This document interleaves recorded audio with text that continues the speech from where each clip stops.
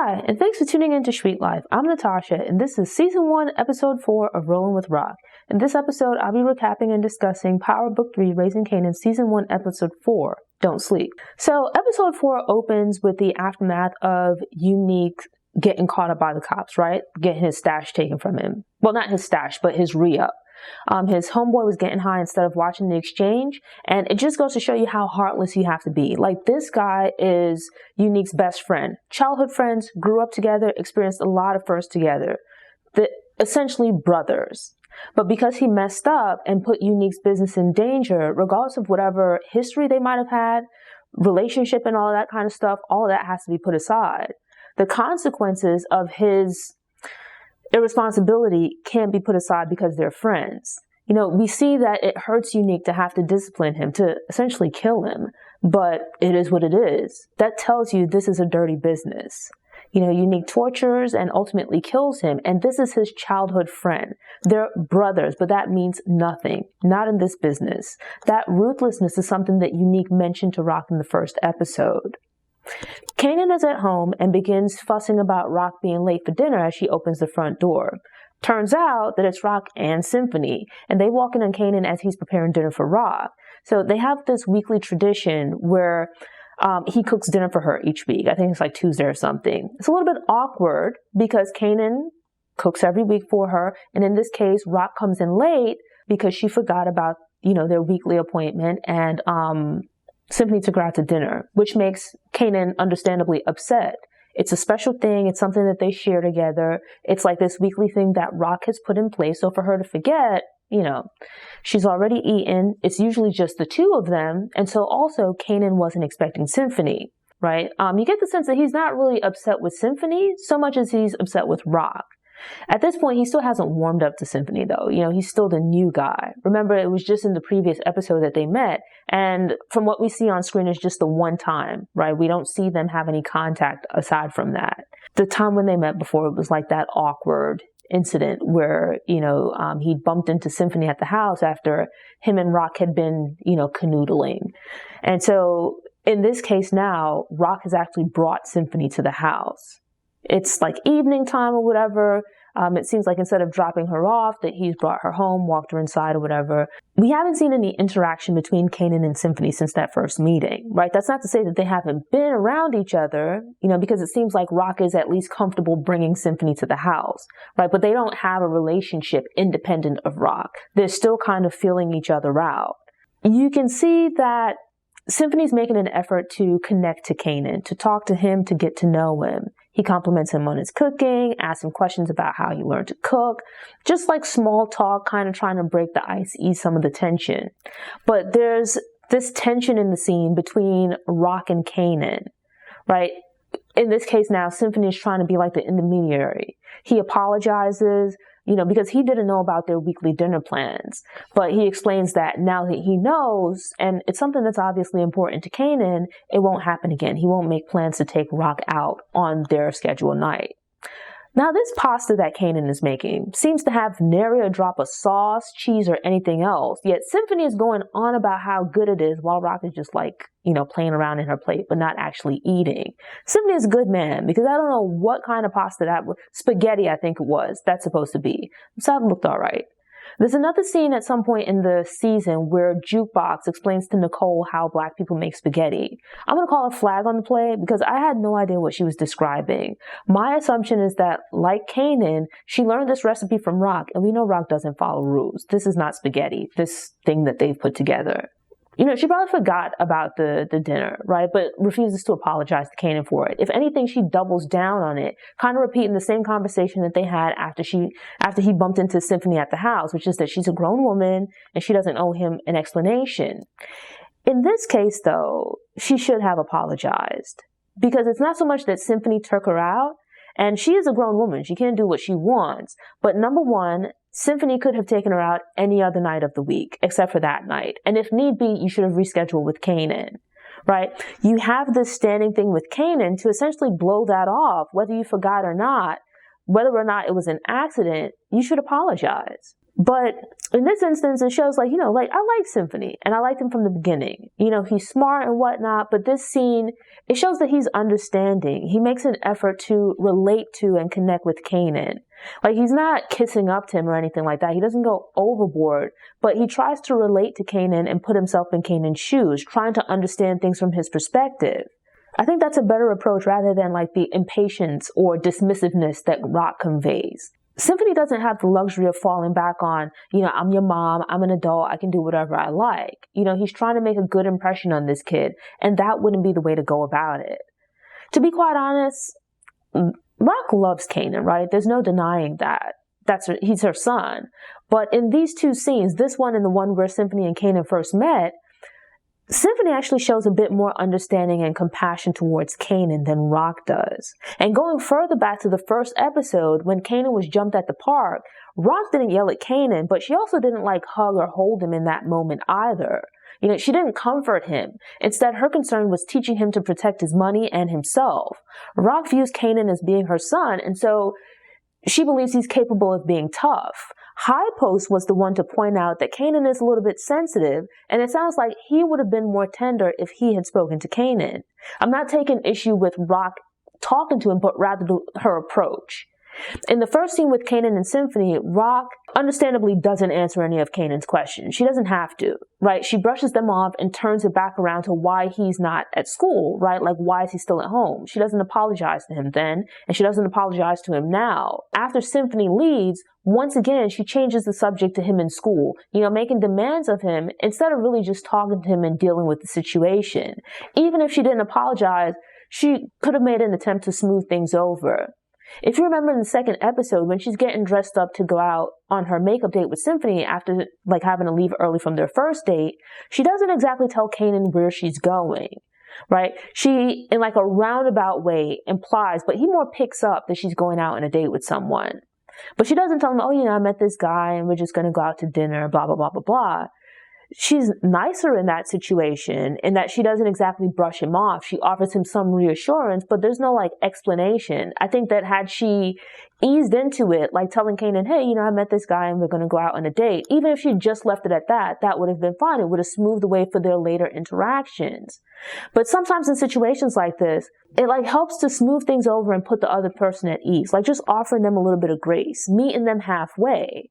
In the scene where Symphony and Kanan met for the first time, she's an adult, she's a woman, she has needs, but it's what child wants to walk in on the guy that their mom is dating while he's sitting half naked on the computer in his underwear? I mean, it's not as bad as Jody walking in and Melvin cooking breakfast and Baby Boy, but how would this not be awkward? I think anyone would have questions. Instead of just explaining it hey, Kanan, this is Symphony, this is Kanan, blah, blah, blah, blah, blah. Okay, and why aren't you in school? It's her way of dealing with the awkwardness of the situation is to attempt to dominate Kanan, right? To just shut him down in the sense of, I don't have to answer to you or any of your questions, right? She just changes the subject. And we see the same thing here again. Kanan has a legitimate complaint here. I mean, he has a legitimate complaint in both places, but that's not to say that she's wrong. She wasn't wrong in the first situation. One doesn't have to be right and the other wrong. It's just a miscommunication. It would help if she just took a moment to kind of smooth things over, right? To communicate with him and meet halfway, resolve the issue. But we see that she's so used to being in control and bossing everybody around that she kind of has a hard time or refuses to explain herself to anyone. She knows her thoughts and feelings, and quite often, they make sense, but she doesn't necessarily take the time to share them with other people. She doesn't explain herself to other people. It's in this situation, Kanan's feelings are hurt. And instead of just apologizing, she just brushes it off. I don't owe you an apology. But it's you kind of do.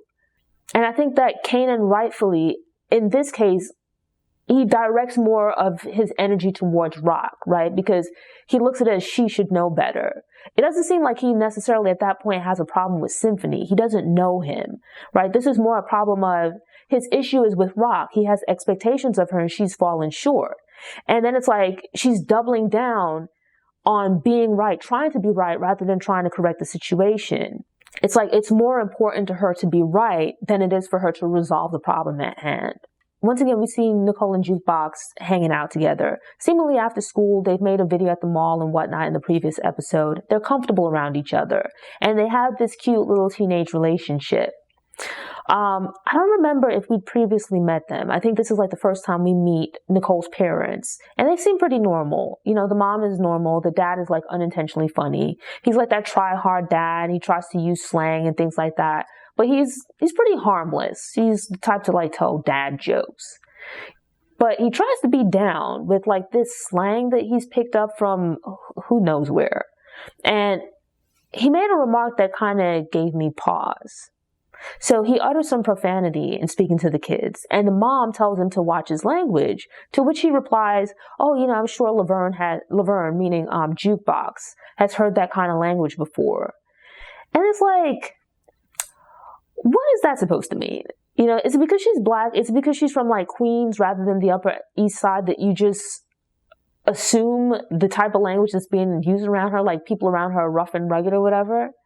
It's like, you know, letting that slide. It's cool that they're able to hang out at Nicole's house, right? Her parents are seemingly unaware that their friendship is a little bit more than them just being friends, right? At least at that point, Nicole isn't necessarily hiding it, but it's not really necessary for them to go out of their way, right? Because it's like, while they can hang out with each other at the school, they kind of have to hide that they're romantically interested in each other, right? Like, it seems that they're kind of implying to the parents that Jukebox is just Nicole's friend, but we know that she's more than that, right? Like, they're pretty much girlfriends. So, but because they're the same gender, they can hang out in each other's bedrooms, and the parents probably won't think twice about it. There's one point, though, at which they kiss, and they have to quickly hide what's going on in the room because, you know, they're making some noise and stuff like that. But because they're both girls, the parents kind of look the other way. Like, I know if it was my kid and some boy who was my daughter's friend, he wouldn't be hanging out in her bedroom with the door closed. You know, so I guess maybe that's how they get away with it, at least at this point, because the parents haven't picked up on what's going on or whether or not they're paying attention, right? And it's kind of telling because you get the sense that Jukebox can go to Nicole's house and hang out after school. But I don't know that Nicole could necessarily go to Jukebox's house to hang out, especially not with Marvin being there. So speaking of Marvin, apparently he has some intimacy issues, as after canoodling with annoying Toni, he recoils at her attempting to cuddle with him. You know, so we see that he's homophobic, right? And it's not just, there's a lot going on in the scene, but we notice that here. You know, Toni just don't like her. You know, she's gotten this dog to replace her little frou-frou puppy, but like hasn't fed it in a day. Meanwhile, if it was like her little frou-frou dog, Bella, I think was the name, she'd probably be feeding it like filet mignon and other fancy stuff like that. But with LT, she's negligent. It's like just another reason not to like her. And maybe it's a matter of gender, but Marvin makes a big deal about cuddling. Meanwhile, RAQ likes to cuddle and she enjoys pillow talk. It's, you know, during those moments that she's most vulnerable and open with Symphony, right? They have like really nice conversations. Something I liked about the show when I started watching, immediately the wardrobe appealed to me. I think like sometimes there are some misses with RAQ, but when they get it right, they get it really right. My issue is largely the way that they dress her. It's like she's in her early 30s, but they dress her quite older. Not to mention that she wears like these shawl sleeve coat things, right? Like they just stop like here. It's just that and some sleeves. Just weird. But I love the wardrobe for Unique. I think he arguably has, if not the best wardrobe, then one of the best on the show. In the scene after he kills his friend, he's wearing like that custom-made leather jacket with like these pants that match and a pair of Jordans. And it's just the perfect combination of like streetwear with custom pieces. And in addition to that, I just love like the whole presentation of Unique. It's a really dope character and he's the most genuinely New York. In these kind of shows, so often like the story focuses on the main character and the antagonists, you never really see much of them.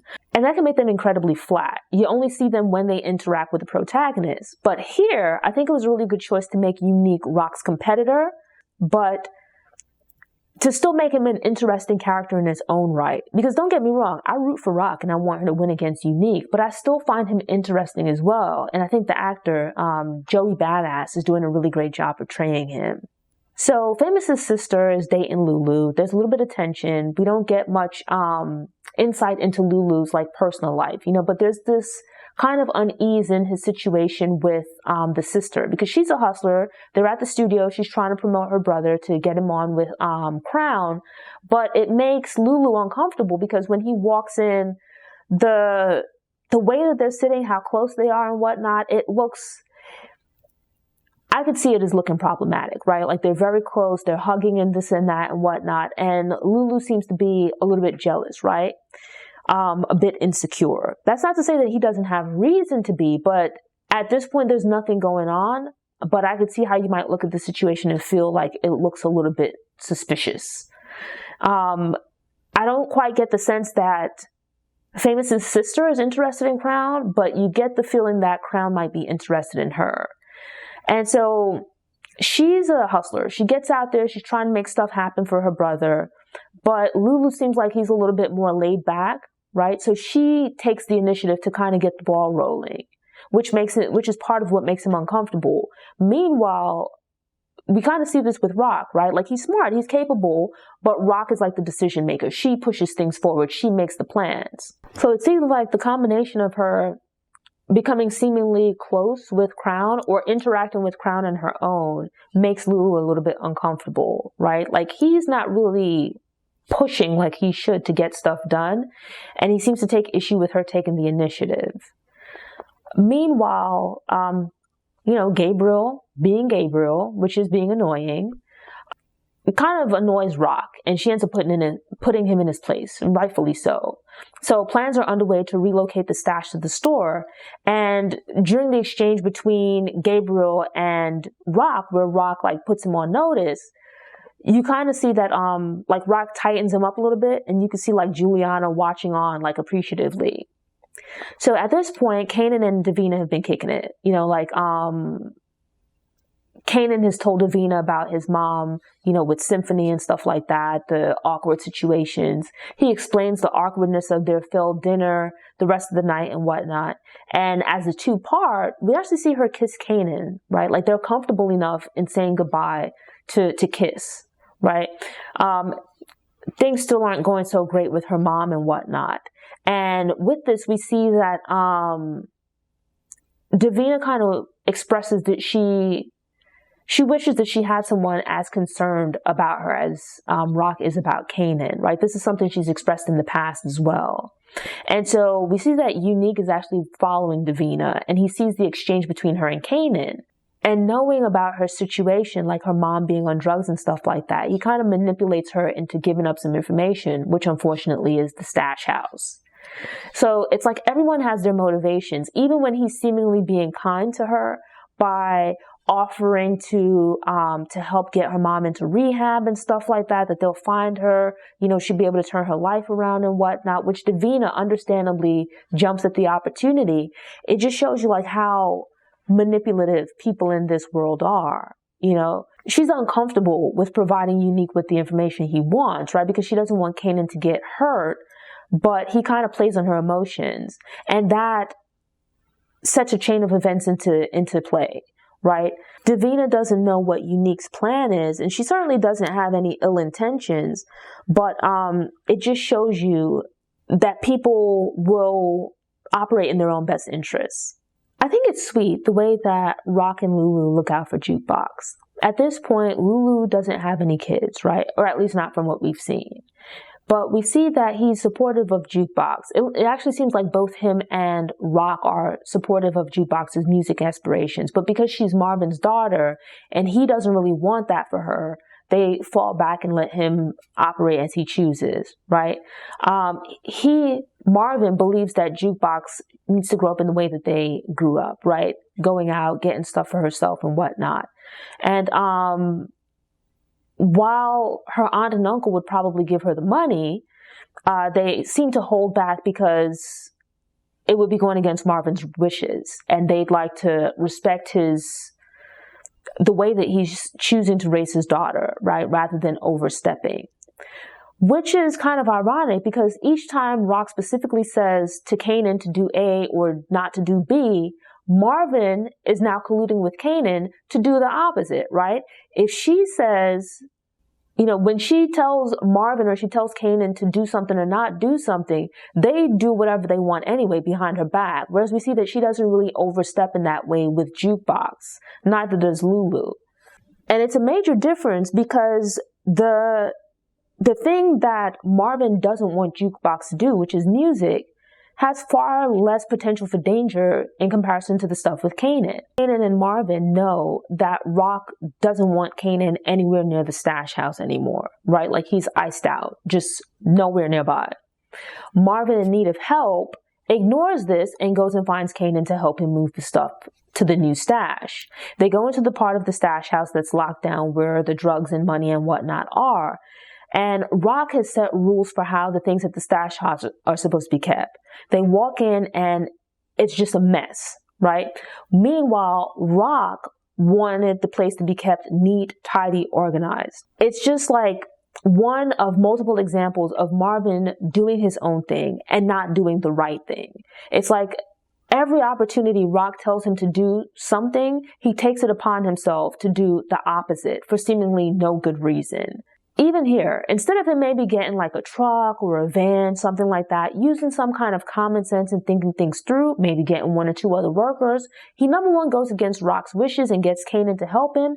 He then uses his car to move the items in broad daylight where anyone could see, and then add to that he puts boxes in the trunk rather than the trunk, the backseat, and wherever else, leaving Kanan at the stash house. It's like just problems that are ripe for all kinds of issues. Why don't you go get Lulu? Go get one of the other guys. Go get someone to help you. It's like Marvin just does not think, and Kanan's an idiot because he follows along. The two of them working together is a terrible combination. So Unique uses the information that he got from Davina about the house. Like, she didn't know it was the stash house, right? But they kind of put 2 and 2 together. And as they sit watching the house, they see Marvin and Kanan going in and out, moving stuff out of the house, which like piques their interest. And with that, Unique sends over a crew of guys who pop up while Marvin has left Kanan at the house as he goes to make the first drop-off. So the guys barge in on the house, hold Kanan at gunpoint and whatnot. And so Marvin comes back, and I swear this guy just has no sense. He drives up, he notices the guys outside the stash house robbing it.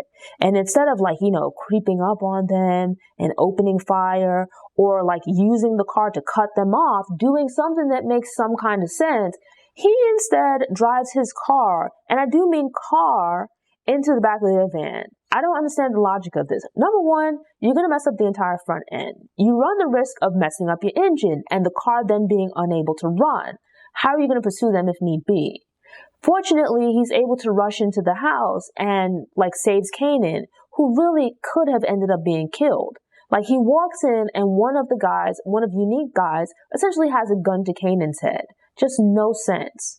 Now, a good amount of the drugs are gone, as is a good amount of the money. Stupidity, both of them together, every time.